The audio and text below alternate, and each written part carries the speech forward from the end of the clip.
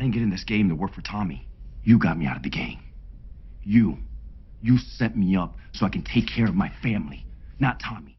Prior to Season 2 and throughout Go Season 3, I've always said let's keep our eyes on connections and Easter eggs, and there have been quite a fair few. We've seen various connections from Mecha connecting the storyline between Felipe Lobos and the task force being formed in Power. We've seen Tommy going back to New York twice, although the second hasn't happened yet within the Force timeline. There was Blanca Rodriguez, Jenny Sullivan, and Agent Medina on Force. We also saw a return of Liliana and Tatiana in Season 1 of Force, but could anybody have guessed that we would be getting another nod to Julio? So this video will be split into two parts. We're going to be breaking down Chico's connection to Julio, and then we're going to stick to the Mexicans and explore Miguel Garcia's crew and the cartel in a bit more detail. But let's just take it back to Season 1, because this isn't the first time we've heard Julio's name in Force. After Julio gave me money to leave New York, I ended up here and Liliana mentioned Julio gave her money to help her disappear from New York. She then found herself in Chicago. Ironically, Liliana did the same thing with Dr. Williams when she started to see things were about to get serious in Chicago. She told us she's seen Tommy like this before and it wasn't good for anyone.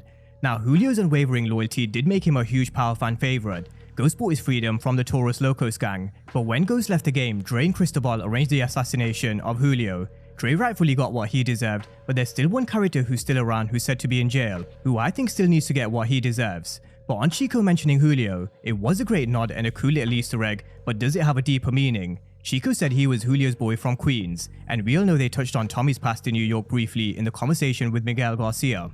But are we going to be learning more about this connection? Does Chico know what happened to Julio back in New York? And could we learn about who he really was? Now, I always say this about many characters on Power. Do we really know who they are? For example, in recent times I questioned whether we know who RSJ is in Ghost. In Power, despite Ghost being at the center of the show for 6 seasons, I still think we can question, did we really know who Ghost was? The same could be said about many other characters like Effie and also Julio.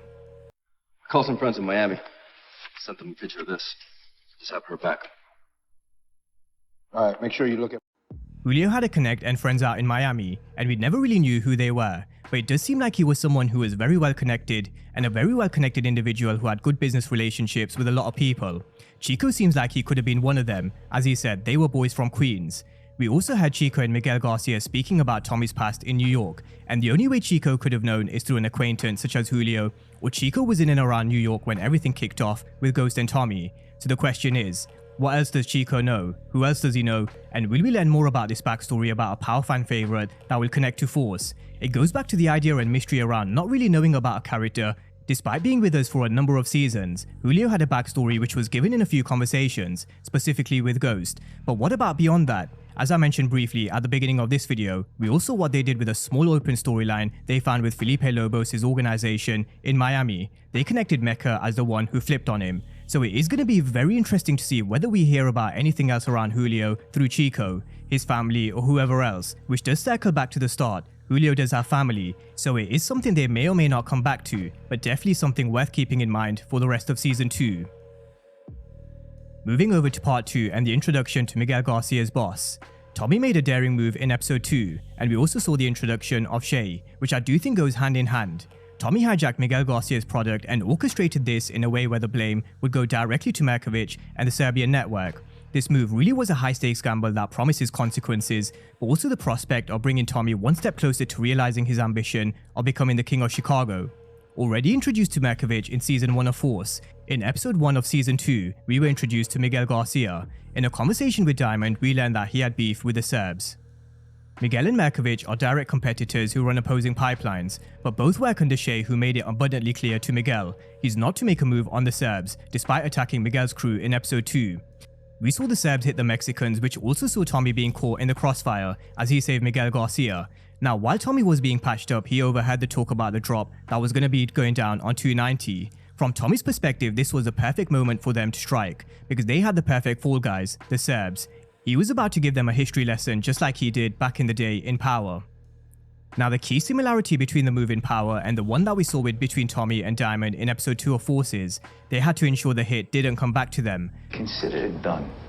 Consider it done, indeed. This was the same move that Tommy made against Miguel Garcia. He hit their shipment and made it look like an attack from the Serbian network, which was a dangerous move, but he played it just right. He knew exactly how and when to hit, because he did it with the triads with Ghost back in the day, and they also did it with Vladimir. It's clear that Tommy's willing to do whatever it takes to get to the top. He wants to be the king of Chicago, and to do that, he understands that he needs to play on this beef that the Mexicans have with the Serbs.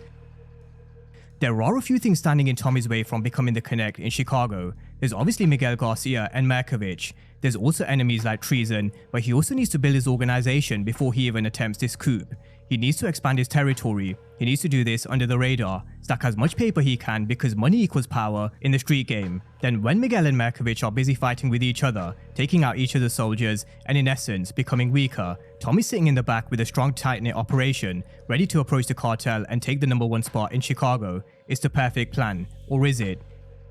In Tommy's quest to rule Chicago streets, there will always be external factors beyond his control. This includes law enforcement, rival drug gangs, betrayal from within, and even family members. For example, Miguel's grandmother.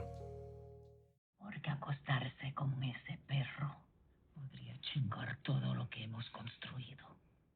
These external factors do add a layer of complexity to his plans, and so it's not just about seizing the opportunity like he did with Miguel Garcia's shipment and blaming the Serbs. It's also about dealing with the unexpected that will no doubt disrupt his plans at any given time.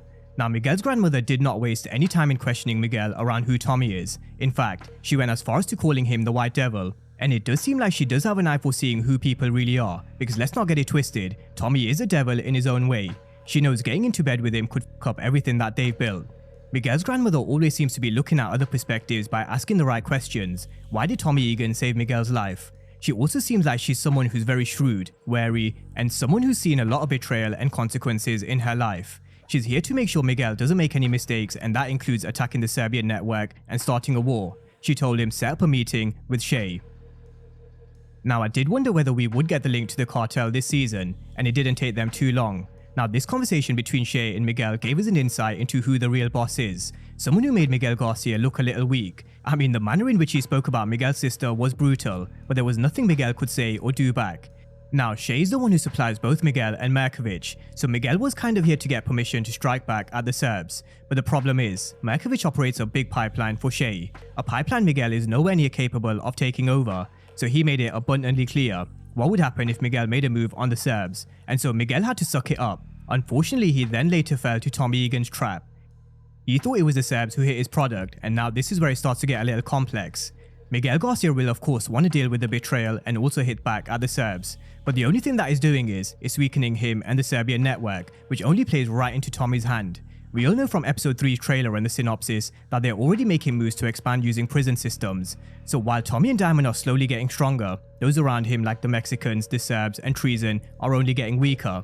So when the time's right, Tommy can approach Shay and offer him an organization which could be ready to take over both Miguel and Markovic's pipeline. Now, from the season trailer, we do know the CBI will be expanding and they're on the right track.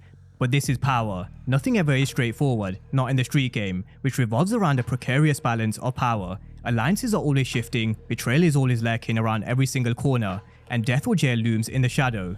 The price for the seat at the table is also often paid in blood, which is a price that Tommy Egan is willing to pay. However, betrayal, law enforcement, and many other external factors like Miguel Garcia's grandmother could provide hurdles for Tommy Egan. So will he succeed in getting a seat at the table with the cartel by the end of season 2 of Force?